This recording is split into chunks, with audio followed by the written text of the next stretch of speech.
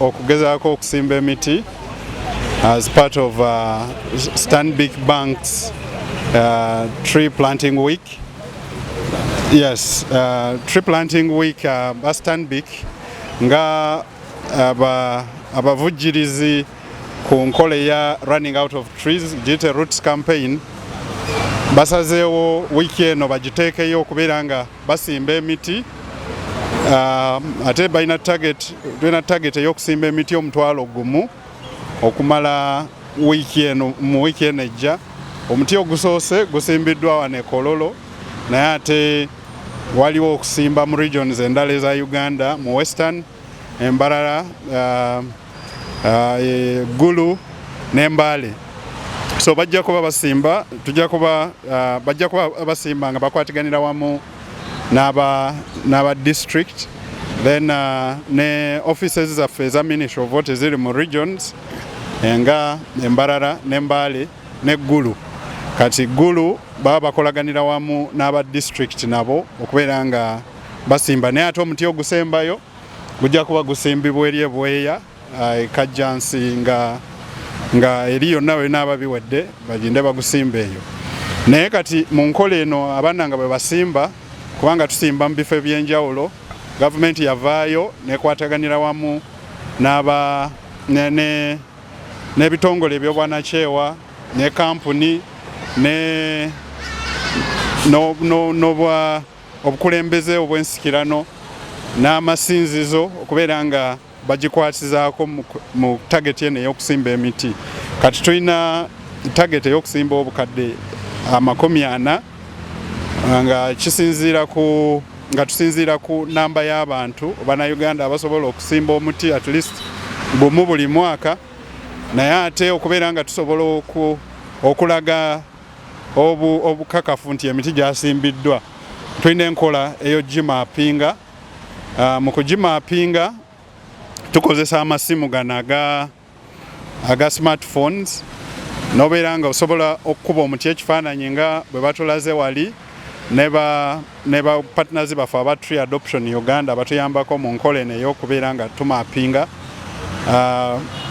Kyekola omuti ofuna ekika ky'omuti, app eyo esobola okuweereza ekika ky'omuti, erinnya lyagwo, n'agusimbye ne location nga ogiwandiikako. Kati katugeze leero Kololo SS, naye ate mu location eyo yennyini waliwo kye bayita GPS coordinates. Kati GPS coordinates eyo yonna gy'obeera oba osobola okufuna obukakafu nti omuti gye guli gwasimbibwa kifo bwe kiti. Kati ne bano abagugoberera okulaba nti gutambula gutya, oba ensolo yagulumyeko, oba enkuyege zagusumbuye, oba bagulinnye, oba gwakaze, oba osobola okugenda gye guli either n'ogutereeza oba n'okyusaamu n'ogugyamu n'osimbawo omulala. Kati ekyo kigenderero ekya gundi eyo application. Kujja okusimba emiti kikulu nnyo. Tulina abaana bangi, tusuubira nti bwe bamanya ensonga zino nga bakyali bato, kitegeeza ensi erina ebiseera eby'omu maaso. Bwe bananyikira enjiri ekwata ku bukulu bw'emiti nti mikulu nnyo mu kubeerawo kwabwe, gituwa emmere, gituwa eddagala, gituyambako mu kutaasa obutonde bw'ensi, bajja kutwala enjiri eno maka ewaabwe gye babeera n'abaana bwe balizaala. Kino kijja kuba nga kijja kuyambako okubeera nti tulina ensi ey'omu maaso, tubeera nga obutonde bw'ensi tubukudde bulungi. Ate mu kibuga wakati wano bwe tusinga okwagalira ddala emiti, kubanga abantu bangi. Awatali miti kitegeeza obulamu bujja kubeerawo butono. Bwe mbeera nga muliwo abantu bakitegeeza nti carbon dioxide gwe mufulumya mungi.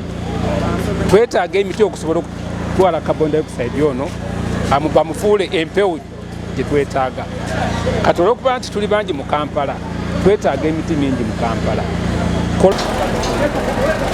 Amannya gange Stephen Segujja, ambiridde mu kitongole kya Stanbic Bank, nga ffe bank namba emu mu ggwanga muno, era nga tuliwo okutambuza emirimu mu ggwanga muno nga tukolamu bakasitoma baffe wamu ne bapartners baffe abalala mu mulimu guno. Olunaku olwaleero tuli wano ku Kololo Senior Secondary School ng'ekituleese kwe kutongoza omukolo ogw'okusimba emiti mu ggwanga. Olunaku olwaleero lukulu nnyo eri eggwanga lyaffe lino Uganda, kubanga tukimanyi nti ekintu ekisinze okukosa obutonde kwe kutema emiti mu ggwanga muno, nga tugikozesa ebintu bingi.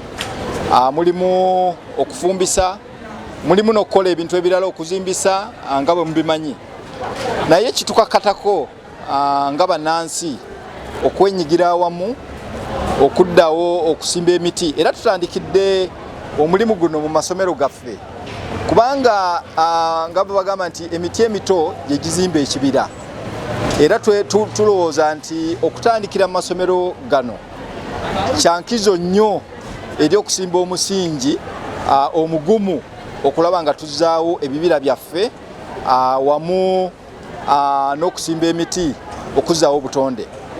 Kikulu nnyo nti nga banka tetukoze ffekka, tulina bannaffe ebitongole by'abannakyewa wamu ne gavumenti yaffe. Tukolaganye ne Ministry of Water and Environment, tukolaganye ne NEMA wamu ne National Forest Authority mu mulimu guno okukwasaganya okuzzaawo ebibira byaffe n'okusimba emiti.